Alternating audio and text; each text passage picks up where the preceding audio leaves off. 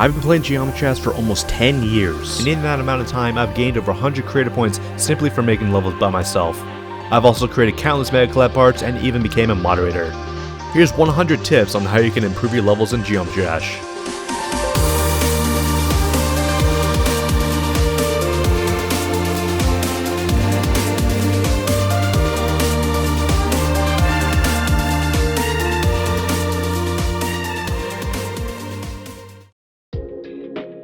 Before going into the main portion of these tips, let's start out with a few regarding creating mentality. First things first, don't compare yourself to others. Demotivation hits hard if you compare yourself to others. If you start saying things like, I'll never be as good as this creator, or I'll never be able to make a level like this, it only puts you in a place where you start to believe those things. Next thing you should do is try to not burn yourself out. Creator's block is a phase where you try to make something, but you're simply unable to. This typically comes from you overworking yourself and you focusing only on creating. This game has plenty to offer. Go play some other levels, go play another game, or do something completely different.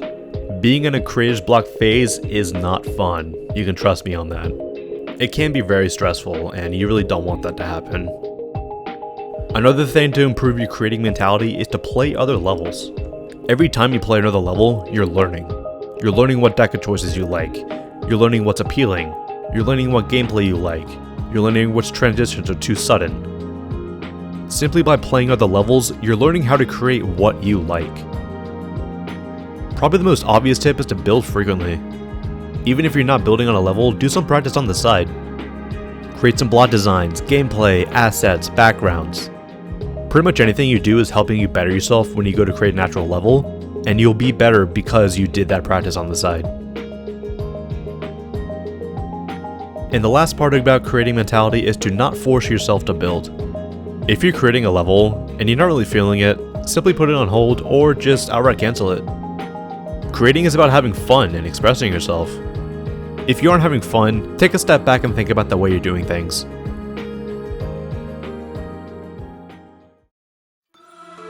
You can choose from tens of thousands of songs from Newgrounds in the in-game libraries, so choose something that hasn't been used before. There's this channel called RobTop Streams, which actually features VODs from when Rob used to stream on Twitch. One of the videos posted is him actually rating some levels. In one portion of the video, he explains that he has a filter that only shows levels with songs that have been used twice. So according to RobTop himself, you actually have a better chance of your level getting rated if he uses an original song. There's also this amazing team of individuals who've created a long listing of every single rated level in Geometry Dash. In that spreadsheet is a long table of what songs have been used the most, so take a look at that if you want to see what songs you should avoid if you want a quick rate. Going alongside the sheer number of songs available on Newgrounds and the libraries, try to avoid songs that are not featured there, aka non-Newground songs or nongs.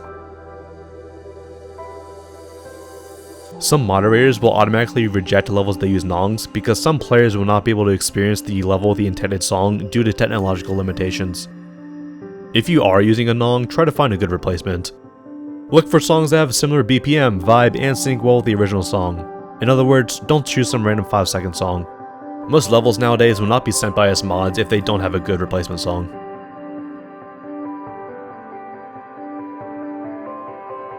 Another tip is to build what you see first. What do I mean by that? Well, if you're listening to a song and you get a clear idea of what you could possibly do with that part of the song, build that first. Skip everything up to that part and build it first. Doing this helps immensely because the idea is fresh in your mind, and the execution of the idea might be worse if you choose to build everything beforehand. Another thing is to avoid inefficient use of songs. There are some levels out there that require you to download songs that take up a lot of space only for them to be used for a few seconds. This hurts some players' ability to download songs if they run them with storage, and Rob himself has made it clear that he does not like this. Moving to the actual editor, the first thing you should do is exit and go read the editor guide. Even though it has a daunting 206 pages of content, the Geometry Dash editor guide features plenty of information about the editor, from basic button functionality to tutorials for the more complex triggers. 2.2 added some shortcuts for some of the features found in the editor's pause menu, and some that are only available through hotkeys. Mobile players, sorry, you can go and skip to the next one. F1 unlocks the editor preview, F2 unlocks it. F3 toggles the preview mode, F4 toggles the particle object visual, F5 shows the hitboxes, and F6 toggles hidden objects. Additionally, Control plus a number saves a position in the editor, and Alt plus that number teleports you back to that position. Typing -1 into a link field creates an infinite amount of time that the trigger will perform that action. This unfortunately does not work with rotating an object, so to do that you can create a loop with a spawn delay of whatever the trigger's duration is. A little side note, try to avoid using long trigger durations for levels with multiple parts. All it does is create a lot of lag when multiple triggers stack up on top of each other. If you're in the editor and you notice that there's a lot of triggers on screen, you might see that a good chunk of the duration lines won't be rendered. To fix this, you can select the most abundant group of triggers and just simply hide them. Like the duration lines not rendering properly, some triggers won't render their effect lines properly if there are many around it. I typically run into this issue when I'm syncing effects, and to fix this all you have to do is duplicate the object and the lines will be rendered. Ever since the start of 2.2, some creators have noticed that area triggers can corrupt their levels if not set up properly. Placing a start position after an area scale can exponentially increase the scale of the object that the trigger is affecting and corrupt your level. Here's an example of a saw blade that's a little bit too big. A way to avoid this is to make sure that every single area trigger is touch or spawn triggered, or you can put an area stop trigger when the effect is no longer necessary. Area triggers are the most lag-inducing triggers in the game, so it's a good practice to use them sparingly and not on 30,000 objects at a time. I've used area move triggers for my block movements in a lot of my levels. It's very useful if you have a lot of blocks that you want to move in the same way. When you typically use area triggers, the movement is decided for each object placed. This can create some broken designs and general messiness. To fix this, you can select one object from the structure and give it a group parent. Then, link the entire structure together, and it'll move based on that one object. I will say the location of the group parent object does matter, as you can see here, with one structure having the group parent on the left and one on the right.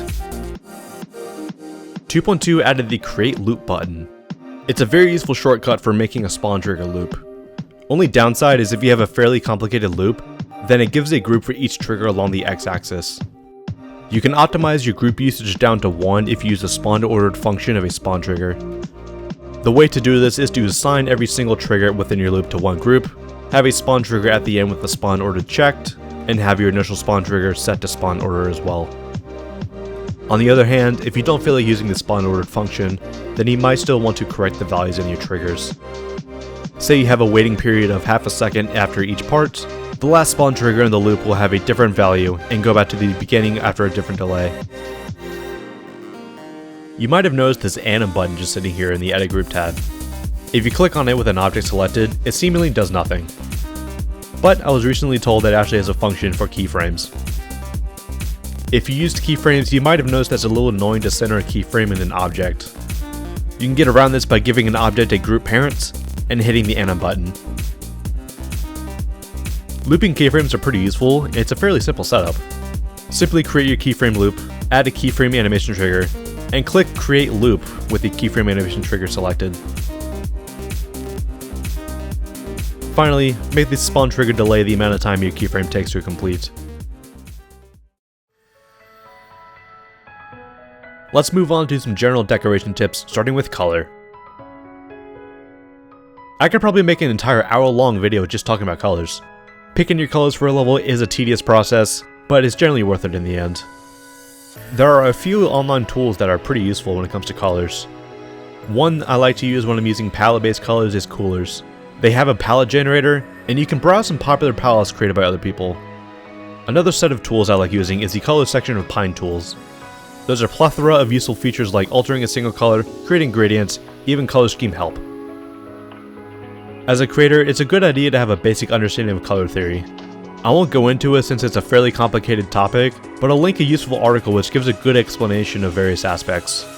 However, I will go into a few things because they're pretty useful and easy to grasp. First thing is contrast. Contrasting hazards are a big thing in levels nowadays. Any hazards should be easily identifiable. Making them a contrasting color to the surrounding details always helps the player recognize what they should avoid. Another thing are contrasting background colors. Background and foreground colors shouldn't blend too much. You should be able to distinguish the outline to the foreground and see where a structure begins or ends. A dark background should go with a bright foreground, and a bright background should be with a dark foreground. Atmospheric glow is something that you can use to make your work stand out from others. Good glow colors are bright and desaturated towards the source, and dark and more saturated with some hue shifting the further away from the source it gets. Here's a couple of examples with some good glow usage, and here's a few that could have used some work.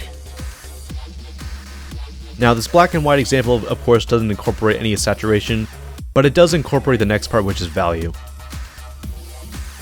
Values are pretty difficult to get down at first, but at its simplest, it's what the brightness of each color of an image should be if you were to convert it into a black and white. I'll link this fairly useful chart called the zone system, which explains which lightness value various aspects of art should fall under. This is referring to exposure in photographic film, but it still applies in geometry and art in general. You've probably seen me gush about the edit color shader on Twitter a while ago when I was building my level Azure Pulse. It's an extremely powerful shader that can help you with your color values. The most optimal use case for this shader is to support your pulses that you already have going on. Here's a few examples found in Azure Pulse that show the impact of the shader. Here's the darkest frame without the shader, and here it is with the shader. Here's the lightest frame without the shader, and here it is with the shader. Here's the whole part without the shader,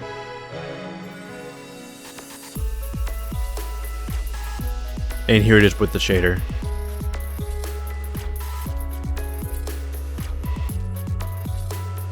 Clever uses of this shader can greatly enhance your color values.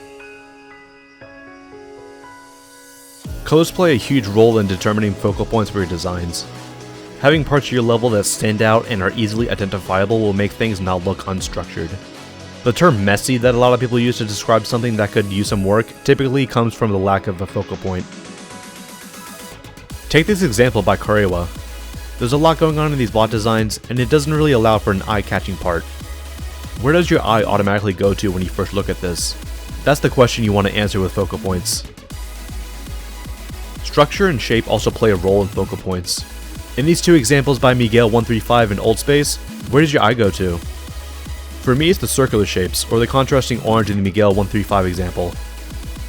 Point of View by BPI is a recently released level that does a great job of focal points. Rob still hasn't given us the ability to have more than one color in the background, but you can simulate something similar using a color overlay. The easiest way to do this is with a gradient trigger. Place it on the background layer and set it to additive blending. If you give it a darker color, the darker values of the background will show the overlay color, giving the illusion of a multicolored background.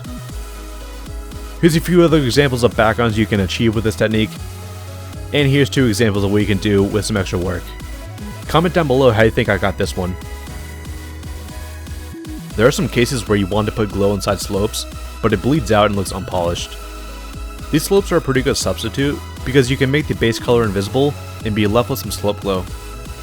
Going off of that, there's actually plenty of objects with more than one color that are useful if you make the base color invisible. Coolook uses a lot of the 2.1 rock objects for texturing, and they're generally featured in a lot of realism levels. Another method for slope glow is to warp the glow to align with the slope. Warp is very useful, and there's countless things it can be used for. The middle circle in the warp UI is an anchor point. You can move it around to change where the warp is based off of. This also allows you to rotate an object based on a different location. These tactics are useful for line art, like the ones I made in my level Horcrux. Warping allows you to do infinite scale and endless customization. There's plenty of designs you can make with warp, especially slope designs. Generally, slopes are annoying to build because you typically have to do a different design due to limitations. But with warping, you can take your typical design and warp them into a slope structure.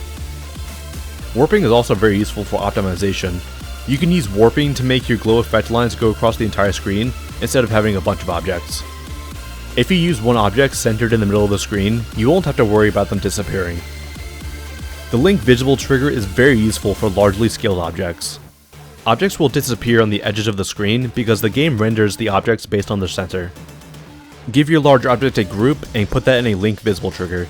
This will prevent the object from unloading on the sides of the screen. The only thing you have to do now is make sure there's an object with that group on screen at all times. Try to avoid using the link visible trigger on large object counts.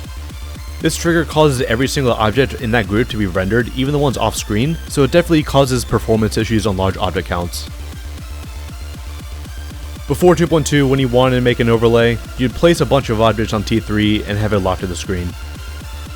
Now you can simply use a gradient trigger to do the same thing, saving your object count.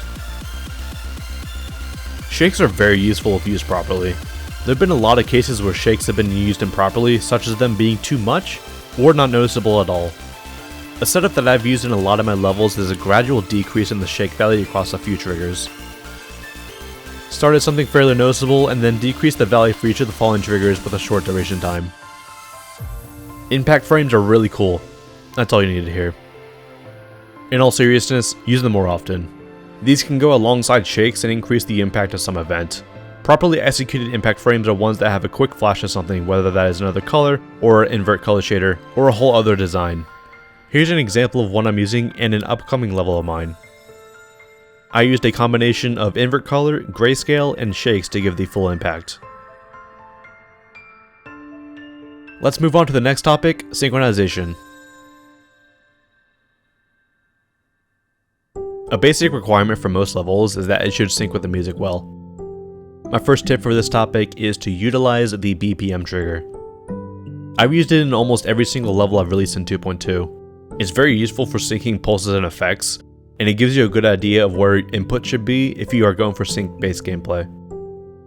The basic process for this trigger is finding the BPM of a song, setting it in the trigger, and adjusting for the speed and how many bars you want to have. Here's a general idea of some of the more common BPMs in most music you'll be using. There are some cases where it will be difficult to find out the actual BPM of a song, but typically you should be listening for patterns in the drums. Most songs have the separation of a drum beat 2 beats, so you should click once with the first drum hits, once in between, once at the second drum, and once after. So here's a quick little demo of this in action. So you have your song down here, click more, click BPM, and this is where we find our BPM. Like it says, tap to the beats, recording starts at the first tap, so if you like do some annoying double clicks or whatever, it will count that, but you are able to adjust later on. You basically want to look for fours, like count in your head 1, 2, 3, 4, 1, 2, 3, 4, etc. Most songs are in fours. Find a good offset in your song which has a consistent beat. For this one, I found 41 seconds. And basically start clicking, click 1, 2, 3, 4 in your head to the beats. So this is a drum and bass song, so we'll probably want to get around 175, 174 BPM. So let's just go ahead and do that real quick.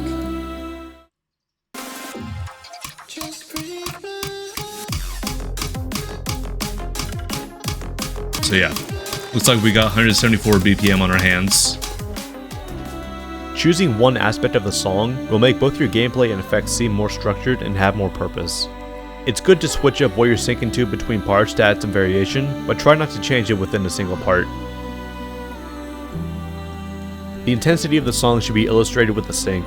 Don't have a slow song with a lot of stuff going on, and don't have an intense song with very little going on.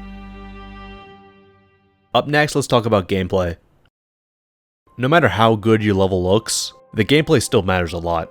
Good gameplay is fair. This means that you can do it consistently and there aren't any cheap obstacles that appear out of nowhere. Up next is readability, and this is fairly subjective. There's two sides of the community on this issue, but in my eyes, not every single level has to be sight readable. It's okay to have learning gameplay that you can't do first attempt, since that's the core of this game. My next tip is to have some verticality in your enclosed gameplay sections. Make it more interesting. Don't allow the player to just straight fly to the center of the screen. Another thing you should do is to not obstruct the player. A foreground is nice to have for immersion in the atmosphere, but try not to have large objects that block the player for extended periods of time. A major issue I see in levels is that transitions have inputs too quickly afterwards. There should be a period of time where the player can see what game mode they are, where they are, and what's coming up. Another thing with transitions, avoid large black screens. Avoid using invisible things like portals and especially jump pads. One of the worst things to do is putting some invisible jump pads in a ship portal. A lot of times the player will just want to start straight flying as soon as they hit the portal, and so the jump pad will send you flying upwards instead. The next thing is about blind inputs, which is also fairly subjective, but it goes right in hand with readability. Try to avoid blind clicks in your levels since a lot of people nowadays don't really like them. It's a good idea to avoid unbalanced gameplay in your levels. Of course, someone might find a wave section easier than others simply because they're better at the wave, but having an extended section be much harder than the rest of the level isn't a good idea, especially if it's towards the end of the level. Moving objects can introduce some inconsistencies in your gameplay. Try to make sure your object movement is done before the player has to do whatever input on that structure. I've seen a lot of levels leave their original layout in the level to compensate for moving objects, but try to avoid this. It can create some visual errors, and hitboxes are likely to be different than what they seem to be. Too many levels nowadays have a very skippable orb, but it will kill you if you don't hit it. This is just fairly bad game design, and you should just alter the gameplay so the orb is not skippable. Going further into this, some levels place a toggle orb inside of the regular orb to avoid skips. This can lead to inconsistencies, such as the player hitting the toggle orb but not the actual orb. The next thing I want to talk about is downtime, which is mostly for platformers, but it can be applied to classic levels as well. Try to avoid long wait times for such things as opening doors. Long animations are pretty unnecessary and generally take you out of the level. In levels that have a free cam, try to position it in a place that makes sense. Don't have a major offset where you can't see most of the level. In easier levels, it's a good idea to make fast-paced gameplay have a zoomed out camera. This allows the player more time to react. On the other side, a zoomed in camera adds intensity to the part due to you not being able to see as much. If you have vertical gameplay in your level, make the transition into it smooth. Vertical gameplay is a little disorienting to me, so it's a struggle to adjust quickly. Some of you have probably seen Tricycle show off this gif on his streams, and you've probably heard the term boat core. This applies to levels where the camera swings back and forth with little to no reason. Try to only include this in levels that have a mysterious atmosphere to it. This one goes with a vertical gameplay tip, but allow the player time to adjust to any arrow trigger sections. Make the player's location and path they're about to take look obvious. Some levels don't indicate that you're low or higher gravity, so players will do timings with normal gravity in mind. Have some sort of visual indication that the gravity has changed. It's a good idea to change the visual of stacked portals. This mainly applies to gravity and size portals. Increase the Z value of the portal by 2, set the scale to 0.75, and move the portal to the left by a quarter block. The next thing I want to tackle is optimization. A lot of people have lesser devices, and the best advice I can give them is to get your money up. In all seriousness, account for those devices. If your level is using don't fade, don't enter, it's pretty easy to optimize your level without any visual changes. Moving objects, upscale glow, shaders, and area triggers are the main causes of lag. You can optimize your block designs a lot. Object outlines, base fill, and outline glow can all be optimized. Ground spikes can be optimized in a pretty similar way. Instead of using a bunch of 1x1 blocks, you can change that into a bunch of 4x4 blocks. If you plan on copy pasting the same structure multiple times throughout a part, you can move the structure to a new position once it goes off screen to save objects. Make sure to subscribe. If you've looked at a lot of my recent levels with custom backgrounds, you might have noticed a set of collision blocks. These are for optimizing backgrounds. The way to do this is to set up 2 halves of your background, give them 2 extra groups, place a collision block to the left edge of the screen, and then 2 at the right edge of each half of the background with the same groups as those halves. Make the collision block at the left side of the screen lock to the camera, and then place 2 move triggers that get activated when the 2 collision blocks interact with the one on the left side of the screen, and move that half of the background to the right. This will make it seem the background is extended beyond those 2 halves. Extending collision allows objects to be scaled beyond 4 times and have an accurate hitbox. This is pretty useful when blocking off large areas with hitbox objects. The remainder of this video is just going to be a bunch of miscellaneous tips, starting out with thoroughly playtesting your level. You are your own worst enemy when it comes to finding skips in your level because you know the exact path you want to take. Other players don't know the intended path and will improvise if the path isn't clear. Look for each possible path or skip that a player can take. It's always a good idea to have a low detail mode for your level. They shouldn't take away from the quality of the level too much, but they should allow people who play on lower end devices to play the level. Some general things that should typically be added to a low detail mode are custom backgrounds, gradient overlays, shaders, area triggers, and upscale glow.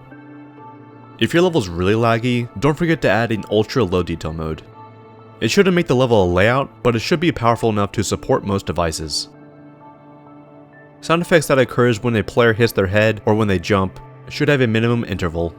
For example, if you're in a space that's only 1 block high and you hold down the button, it'll break the audio. This is because of how frequently sound effects are occurring due to not having a minimum interval. Sound effects can glitch out when they start and you might hear a little thump noise. To fix this, preload the sound effects. Try to avoid abrasive use of sound effects in classic levels. This takes you out of the song itself, and that's the main thing we're trying to represent. However, it's always nice to use sound effects for atmosphere, kinda like what Glove Farmers does. Sound effects such as explosions and lasers are acceptable, but they should be at a lower volume. If you're like me, you've probably used proximity-based sound effects and wondered why these sound effects never happened. This is because the game does not normally play sound effects when the volume is 0. If you want them to actually play, make sure you have Ignore Volume Test turned on. If you're cutting a pretty large song, you might want to use a load prep setup. It takes a small amount of time to load the song, which creates some delay. It's always a good idea to place a song trigger in the beginning of the level that preps the song, and then another when you want the actual cut to happen. I use a custom attempt counter for most of my levels, and my setup might be different than yours. My setup compensates for practice mode, and it resets the count to 1 if Ctrl R is pressed. You've probably seen Colin's video about 2 stars. We've gotten to the point where 2 stars are auto besides a few inputs. Try to avoid this. My level Trade Winds is a good example of a modern 2-star with actual gameplay. I've luckily never dealt with this, but this game can break, and you can randomly lose your levels. Uploading unlisted backups of your level allows you to recover your work if that does happen. The mid-ground textures can break if you have a camera rotation going on, so try to avoid using them both at the same time. Particles that are drastically warped cause a lot of lag. You can probably replace them with a non-warp set of particle triggers and get the same effect.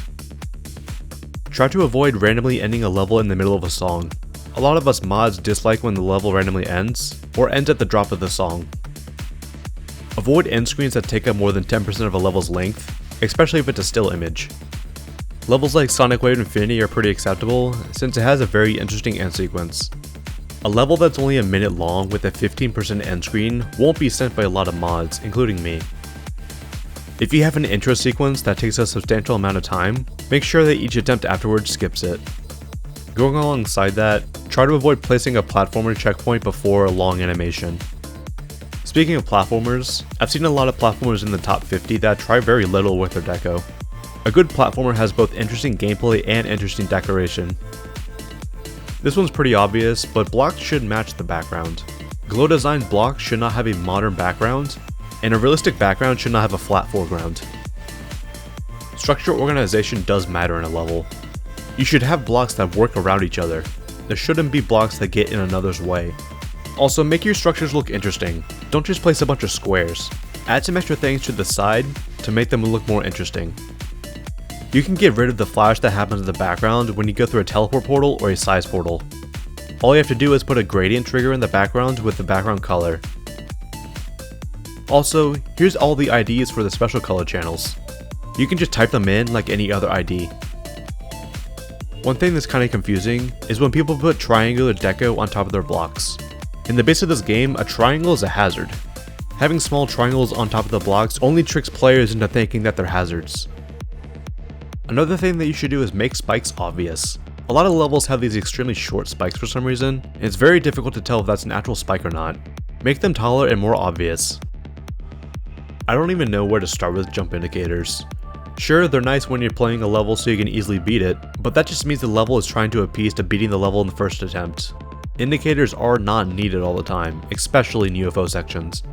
They're nice to put if the part is hectic, and you're having to do a lot of full robot jumps at 4x speed, but if it's a slow ball part where you're clicking once every 2 seconds, get rid of them. Swing is one of the most disliked game modes for some reason.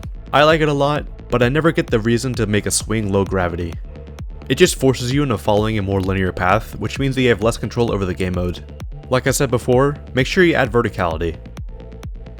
So this is me coming to you from a player's perspective, since the only boss fight I ever made was in my level Another Flow, and I wouldn't really count that as a boss fight.